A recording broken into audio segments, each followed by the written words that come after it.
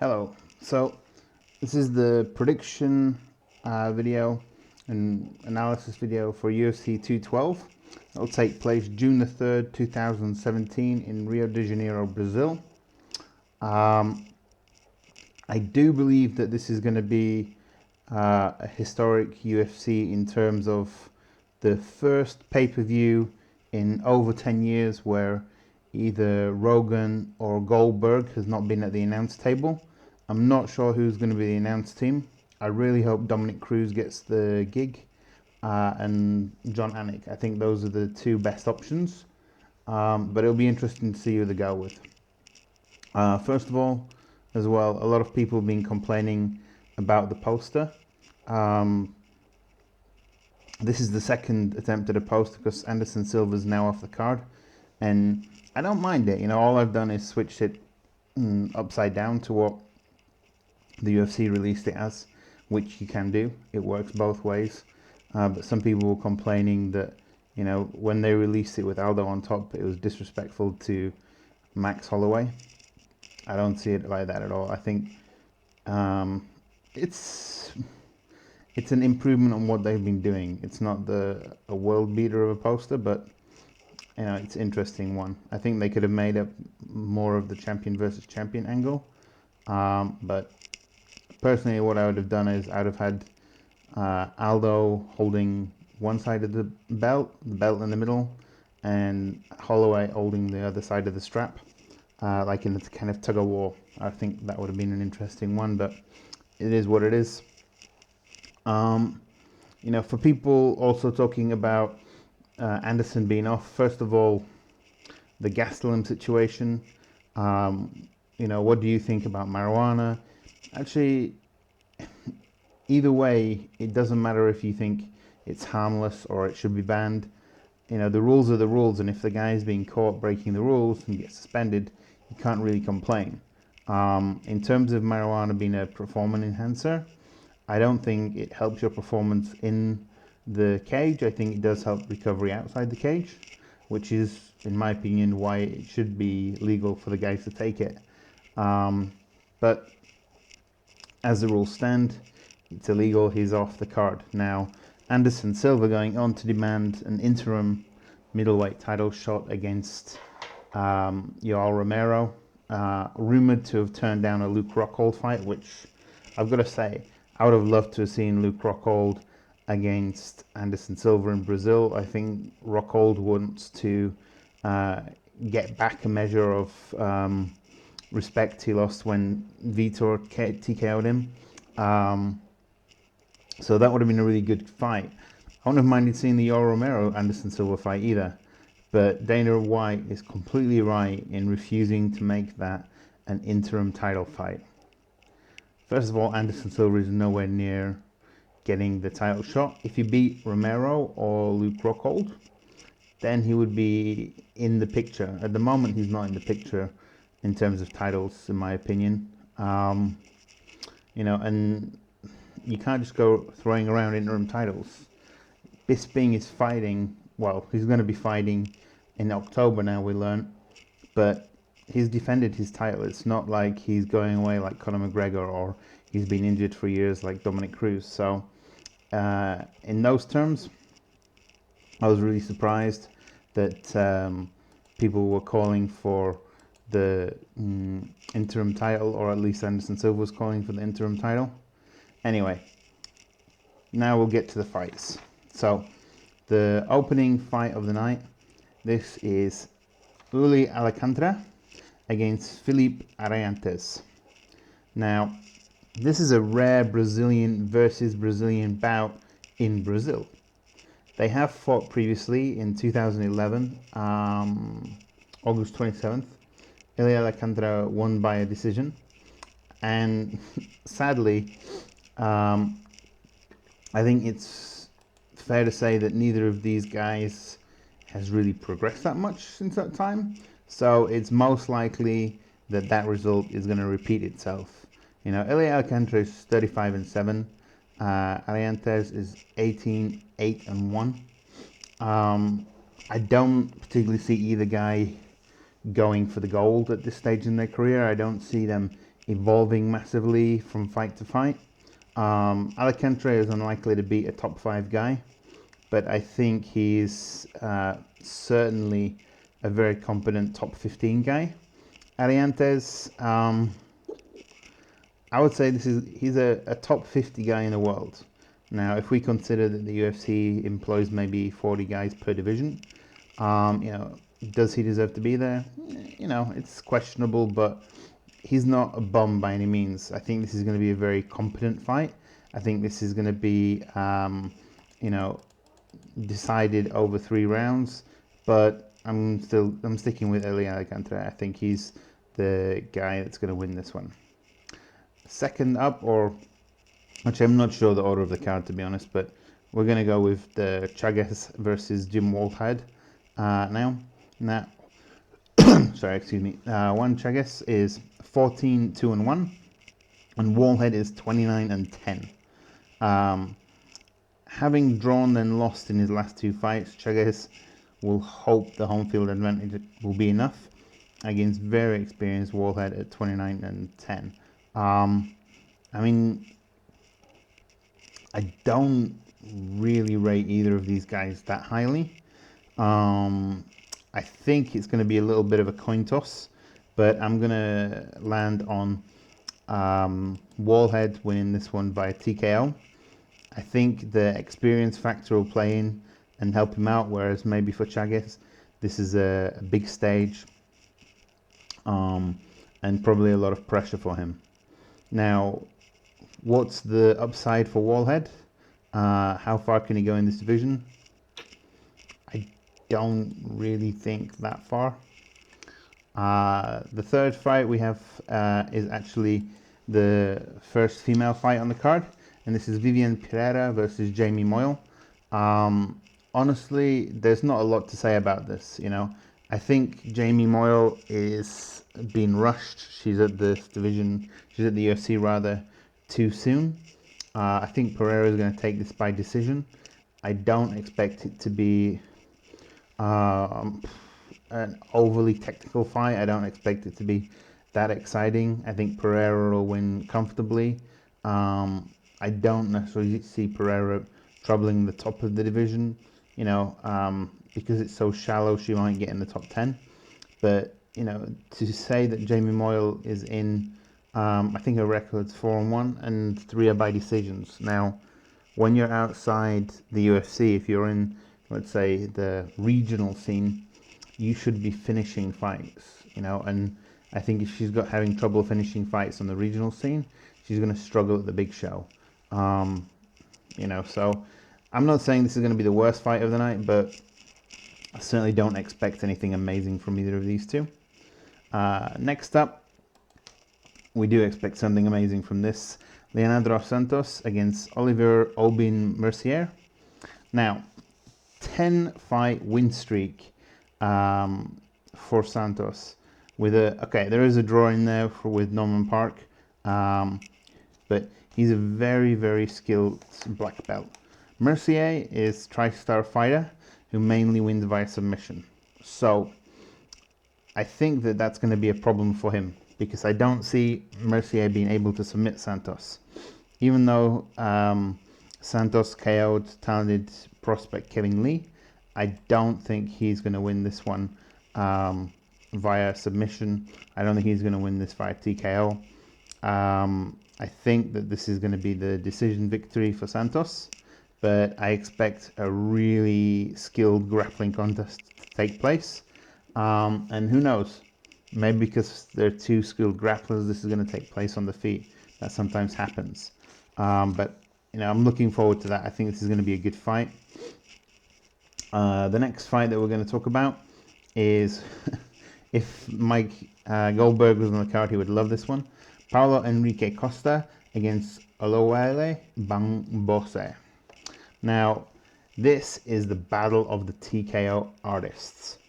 All of the victories for both of these 2 men in their careers. Now, Enrique Costa is 9-0 and Bamgbose is 6-2. All of the victories have come via TKO. So, my feeling, the more I see of Bamgbose, is I feel he's been rushed into the UFC.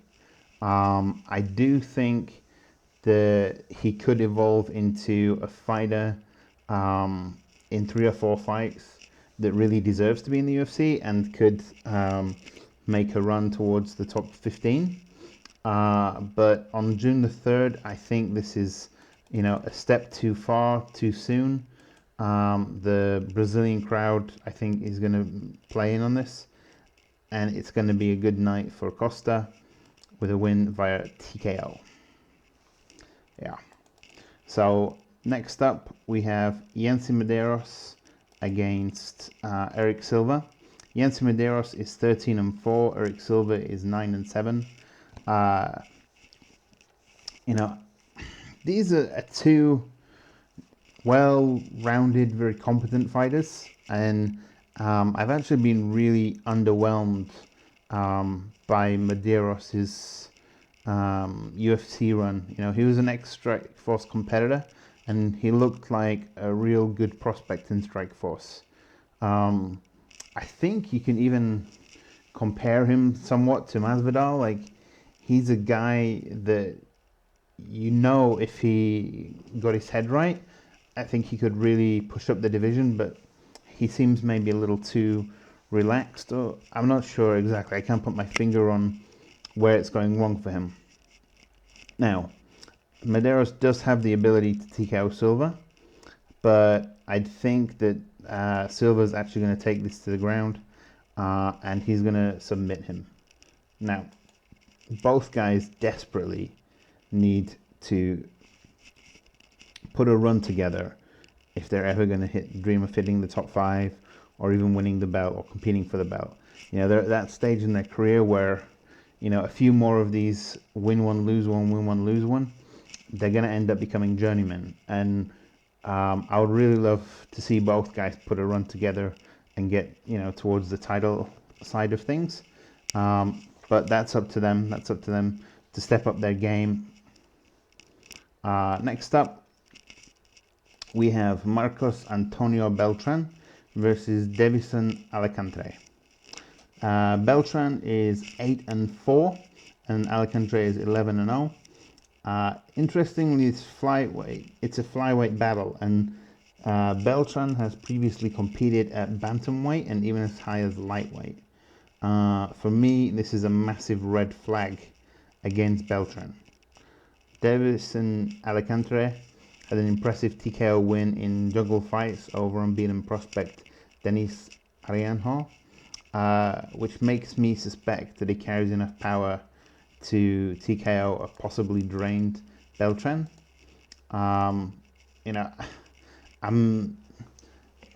If I'm honest, we're a little bit under a month out from this contest, and I would be very, very interested to see how Beltran's doing in his weight cut, and if he's anywhere near getting down to this weight.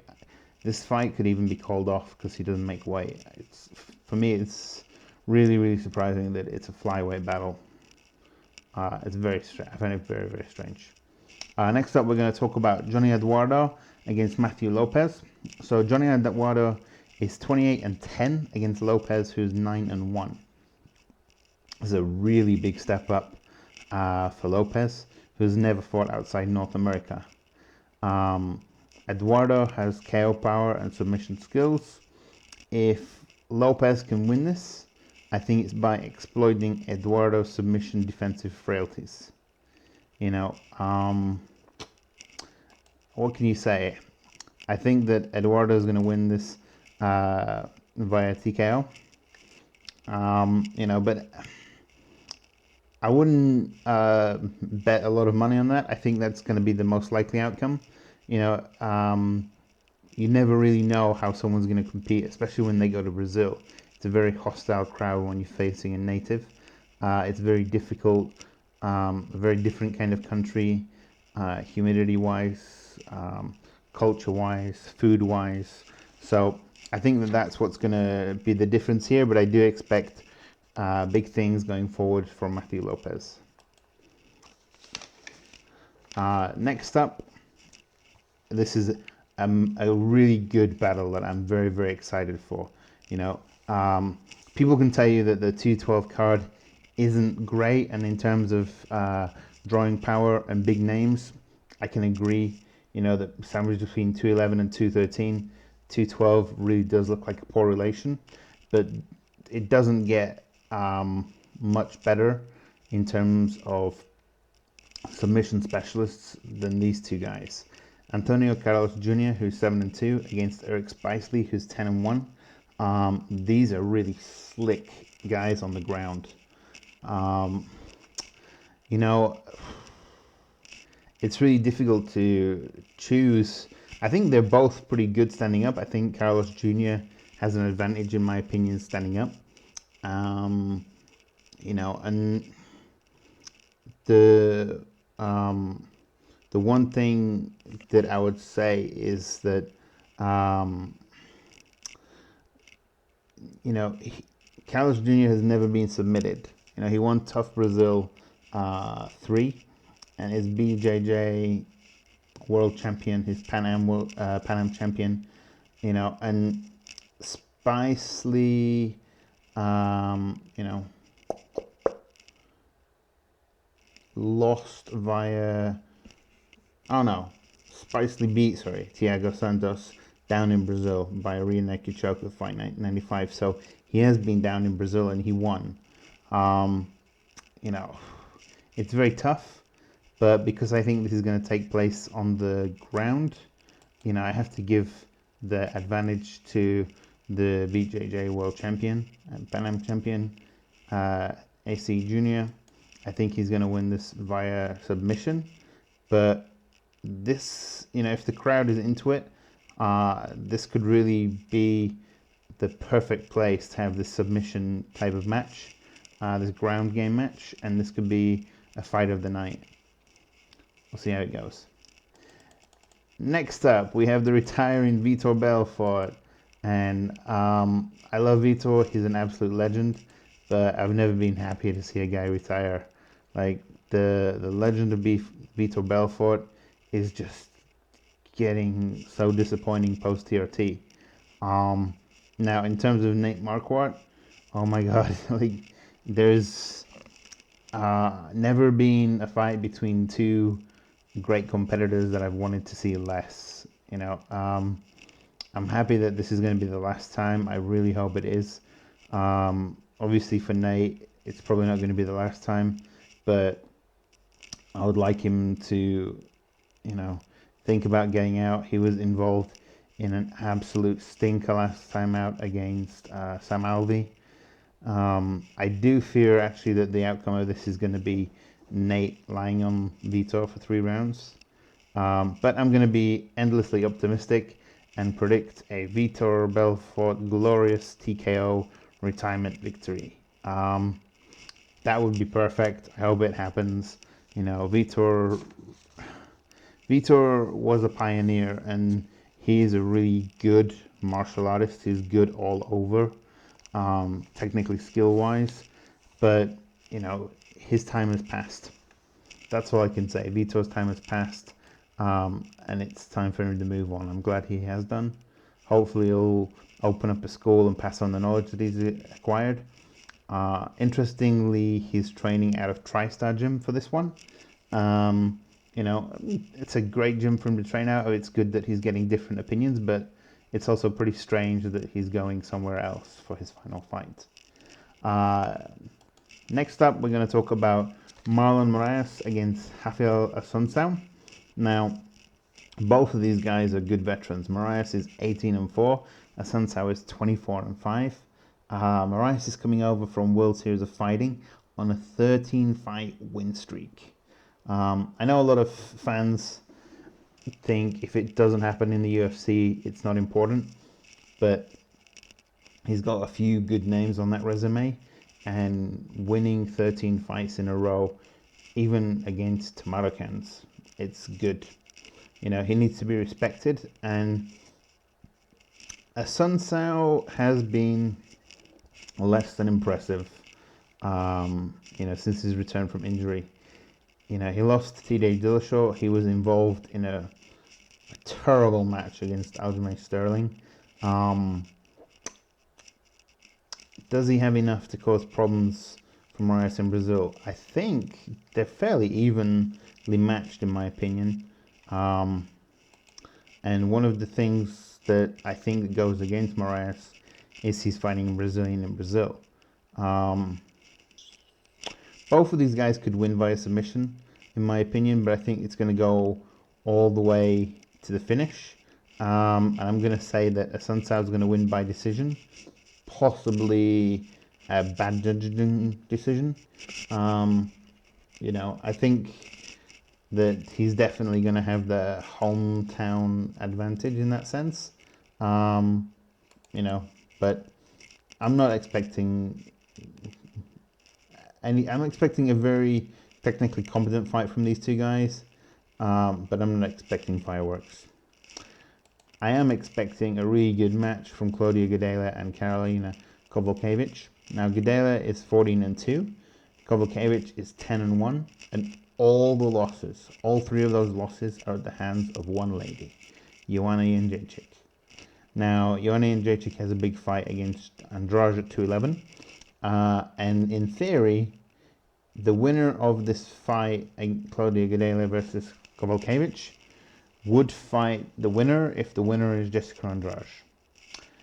Now, if the Jędrzejczyk holds on to her title, I don't know what happens with the winner of this fight, because this is literally a #1 contenders fight. But you can't, for me, you can't put either of these up against Jędrzejczyk again.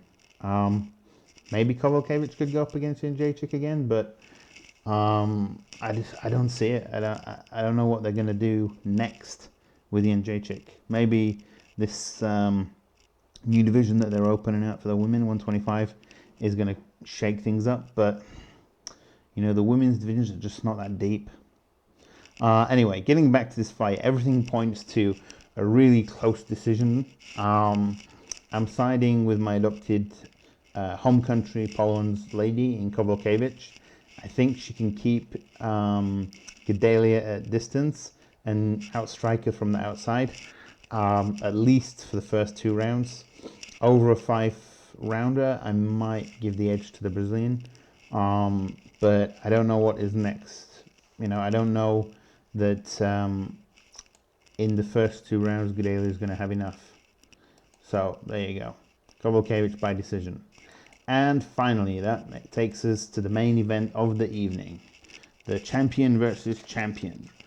Max Holloway versus Jose Aldo. And I'm going to break this down really simple for you. The way I look at this is Aldo schooled Frankie Edgar last time out. And the question I would ask myself is, do I think Max Holloway would have such an advantage over Frankie Edgar? No. I don't. I think Holloway versus Edgar would be a very, very interesting fight. And if Edgar can get past Yair Rodriguez and Holloway wins this, I look forward to that title match very, very much. But I think if Holloway fought Edgar, it would be very close. Maybe with Max Holloway winning the fight. But I don't see Holloway getting close to Aldo in Brazil. You know, I think this is going to go all the way to decision. I think Holloway will put up a hell of a fight and probably come on really strong in the last 2 rounds. But I think the crowd, the experience, the leg kicks, all tilts everything in Aldo's favor, you know. I like Holloway. I think his evolution as a fighter is amazing.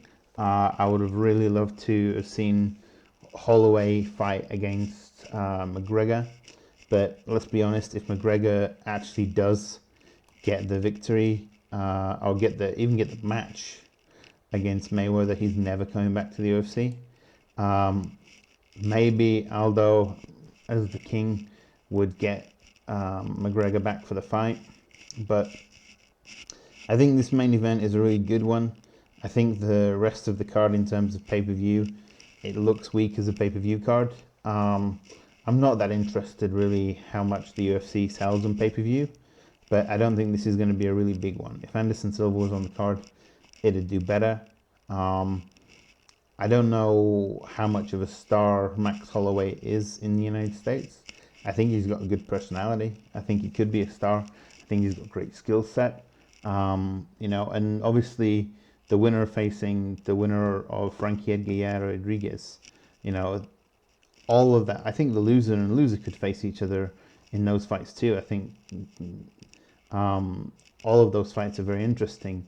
They're all high-level technical fights. So I'm looking forward to it. I think it's going to be a good card technically.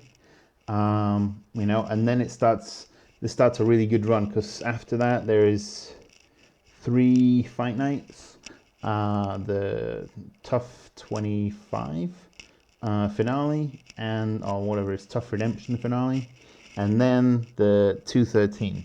So it looks good, and for, if I'm correct, I think that run then leads up to the end of July, and yeah, there's no fights in August, so a nice run of fights and then none.